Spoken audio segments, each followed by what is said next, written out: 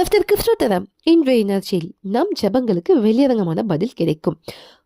மத்திய சுவிசேஷம் 6வது அதிகாரம் 5வது வசனம் 6வது வசனத்துல கர்த்தராகிய இயேசு கிறிஸ்து சொல்றாங்க, நம்ம மாயக்காரரை போல ஜெபம் பண்ணக்கூடாதாம், மற்றவங்களுக்கு தெரியும்படியும் ஜெபம் பண்ணக்கூடாதாம். நம்மளுக்கு ஒரு பிரச்சனையா தேவையா நம்ம என்ன பண்ணணும்னு சொல்றாங்க தெரியுமா? 6வது வசனத்துல இருக்கு, நீயும் ஜெபம் பண்ணும்போது உன் அறை வீட்டுக்குள் பிரவேசித்து உன் கதவை பூட்டி அந்தரங்கத்தில் இருக்கிற உன் பிதாவை நோக்கி ஜெபம் பண்ணு, அப்பொழுது அந்தரங்கத்தில் பார்க்கிற உன் பிதா வெளியரங்கமே உனக்கு பலன் அளிப்பாருன்னு சொல்லியிருக்காங்க. அப்போ நம்ம என்ன பண்ணணும் தெரியுமா? ஏசு கிறிஸ்துவை போல ஜெபம் பண்ணோம். ஏசப்பா அநேக நேரம் தனித்து பிதாவோடு பேசினார், ஜெபம் பண்ணார். அதற்குரிய பலனை நம்ம வெளியே பார்த்தோம், எவ்வளோ அற்புதங்கள் அடைஞ்சு ஏசப்பா செஞ்சாங்கன்ட்டு.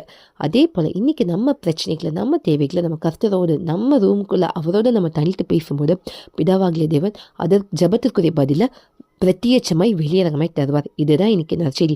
அதனால் கர்த்தரோட நேரத்தை சொல்லிவிடுங்க, தேவ மகிமை காண்பீங்க. தேவனுக்கு மகிமை உண்டாகட்டும்.